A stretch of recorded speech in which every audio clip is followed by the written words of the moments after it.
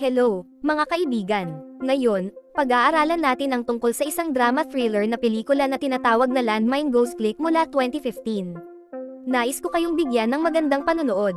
Isang batang magkasintahan ang nag-hike sa mga bundok ng Arayat, ngunit nagkaproblema ng matapakan ng isa sa kanila ang isang landmine at matrap. Isang psychopath na may dalang armas ang dumaan at sinamantala ang sitwasyon. Tatlong Amerikanong turista ang nagpunta sa mga bundok ng Arayat kung saan nalaman na sina Alicia at Chris ay dating magkalapit, ngunit natanto ng babae na ito ay isang pagkakamali. Hiningi niya kay Chris na huwag sabihin sa kanyang kasintahang si Daniel tungkol dito. Pagkatapos, umakyat ang mga kaibigan sa bundok at sinamahan ang kagandahan nito. Matapos nito, tinupad ni Chris ang hiling ni Daniel, ngunit napansin ng kanyang kaibigan na may mali. Kinabukasan, nakita ni Chris ang isang estranghero na naghalungkat sa backpack ni Alicia. Lumabas na ito ay kaibigan ni Daniel at Alicia na si Debbie.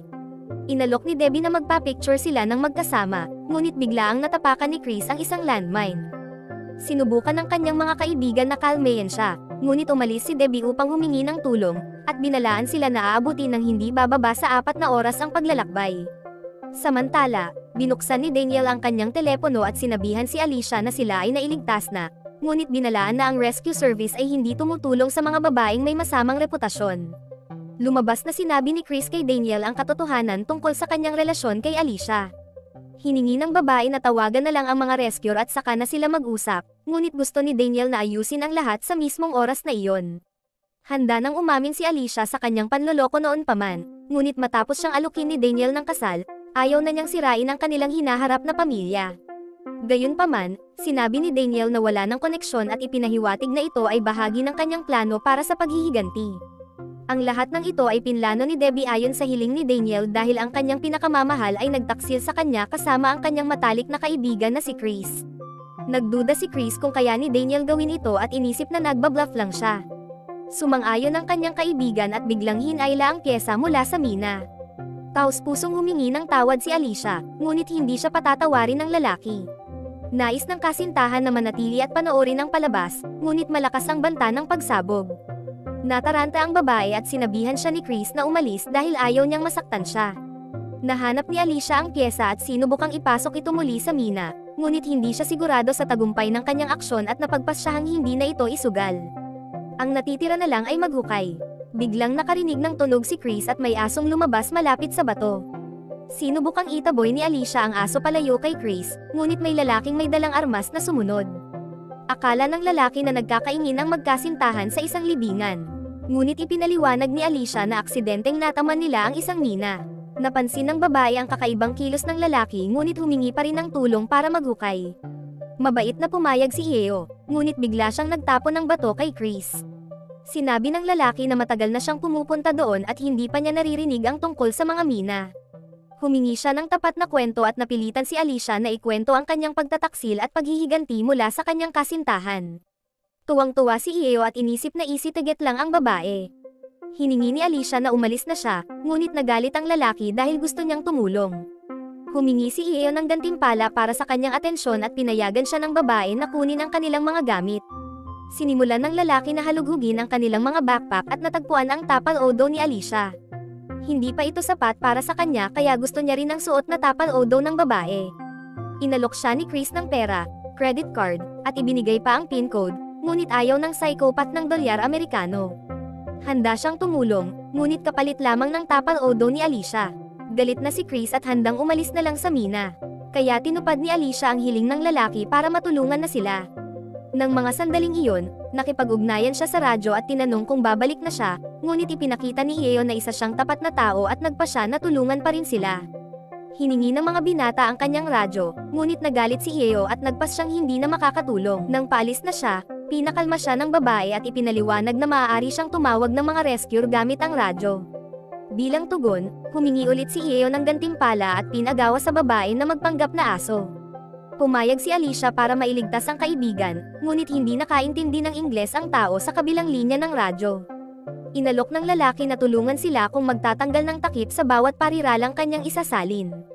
Tumanggi si Alicia at pinakiusapan siya na umalis. Ilang minuto ang lumipas, bumalik ang lalaki at sinabing nag-aalala ang kanyang kaibigan at may problema siya sa puso. Dapat sabihin ng babae na maayos siya at mabait na isasalin ni Heo ang mensahe, ngunit kailangan ni Alicia na magtanggal ng Tapal Odo. Walang nagawa ang babae kundi sumang-ayon para mailigtas ang kanyang buhay. Nang umalis si Yeo, umiyak si Alicia mula sa kahihiyan, ngunit 1 minuto lang ang lumipas at bumalik siya, sinasabing nakipag-ugnayan muli ang kanyang kaibigan. Nang tumanggi si Alicia na makipaglaro, ipinahayag ni Yeo na siya ang magdedesisyon kung kailan matatapos ang laro. Sinubukan ng babae na tumakas, ngunit nahuli siya ng psychopath. Narinig ni Chris ang mga sigaw at sinubukang kunin ang armas na naiwan. Nang dalhin ni Yeo si Alicia, handa na sanang paputukin ng lalaki ngunit napagtanto niyang puno ng pellets ang armas na pwedeng ikapahamak nilang dalawa. Ipinahiwatig ni Yeo na siya ang may kontrol sa sitwasyon at inutusan si Chris na tawaging Easy si Alicia. Walang nagawa ang lalaki kundi sumunod. Tiniyak ni Yeo na alam niya kung paano tratuhin ang mga ganitong babae at puwersahang dinala si Alicia sa likod ng bato. Napanood ni Chris ang lahat ng may takot ngunit wala siyang magawa. Nang matapos na ang lahat, sumigaw si Chris kay Alicia na lumapit sa kanya at sinubukang paputukin si Yeo. Dahil sa pagbalikwas ng armas, natamba si Chris ngunit walang nangyaring pagsabog. Gulat na nakita niyang nakayuko sa kanya si Yeo na ipinaliwanag na ang mina ay isang training device lang. Naiwan si Chris kasama ang malubhang nasugatang na si Alicia ay sinubukang humingi ng tulong ngunit walang nangyari. Makalipas ang ilang panahon, sa Pampanga, sa bakuran ng isang magandang bahay, isang masayang ina at anak na babae ang nag-aaway tungkol sa kanilang nalalapit na paglalakbay sa Bulacan. Pagkatapos ay lumabas si Chris sa pintuan. Humingi ng paumanhin ang mabait na lalaki sa paghingi ng tulong dahil naliligaw siya at nangangailangan ng mapa. Nagpa siya ang may bahay na tulungan ng estranghero at inanyayahan siya sa kanilang bahay, kung saan nagpakilala sila sa isa't isa. Ang pangalan ng babae ay Tanya at ang kanyang anak ay si Leica. Nakuha ni Chris ang mapa at tinanong kung nasaan ang pinakamalapit na kapehan, ngunit dahil wala namang malapit, inanyayahan siya ni Tanya na sumalo sa kanilang pagkain. Habang pinupuri ni Chris ang pagkain ng may bahay, pumasok si Yeo sa bahay. Nang makita si Chris sa harap niya, napakapit si Yeo sa kanyang sarili. Ngumiti lang ang lalaki at binati si Yeo bilang isang matandang kaibigan. Sinubukan ni Yeo na itago ang kanyang emosyon ngunit inutusan si Chris na umalis kaagad sa bahay. Nataranta si Tanya sa kilos ng kanyang asawa, ngunit sinabi ni Chris na ayos lang at hiniling na tapusin ang kanilang masarap na pagkain. Sa wakas, nang umalis na si Chris, hinabol siya ni Yeo sa bakuran at hiniling na huwag saktan ang kanyang pamilya. Nag-alok ang lalaki na ayusin ang lahat makalipas ang 1 oras sa pinakamalapit na bundok. Nagpanggap ang binata na walang nangyari ngunit pumayag na magkita sila. Pagkaalis ni Chris, agad na inutusan ni Yeo ang aso na bantayan ang bahay. Habang kumakain, nag-aalala si Tanya na baka uminom muli ng alak si Yeo, ngunit tiniyak ng lalaki na hindi siya umiinom.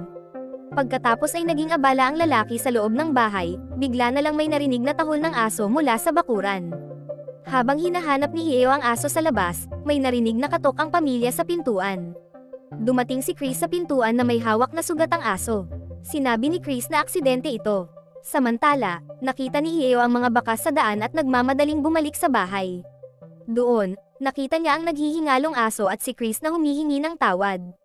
Gusto na sana ng lalaki na tapusin siya kaagad, ngunit napagtanto niyang kinuha ni Chris ang bala ng armas. Pagkatapos, inilabas ng binata ang isang armas at pinwersang manatili si Yeo.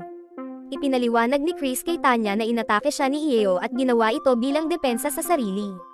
Bigla na lang ipinakita ni Chris ang kanyang tunay na ugali at nagsimulang takutin sina Tanya at Leica, hinihiling na sundin nila ang kanyang mga utos.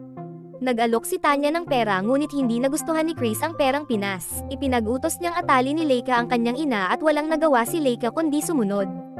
Maya-maya, inilabas ng lalaki ang Tapal Odo ni Alicia mula sa kanyang bulsa at sumigaw si Yeo na lasing siya noon at hindi niya alam ang kanyang ginagawa. Tumigil na siya sa pag-inom ng alak pagkatapos ng kakilakilabot na insidenteng iyon, ngunit hindi kumbinsido si Chris at nagdesisyong uminom din ng alak. Habang inaalala ang lahat ng pinagdaanan ni Alicia, nagdesisyon si Chris na kailangan niya ang Tapal Odo ni Leica at ipinag-utos na dalhin ito tulad ng isang aso.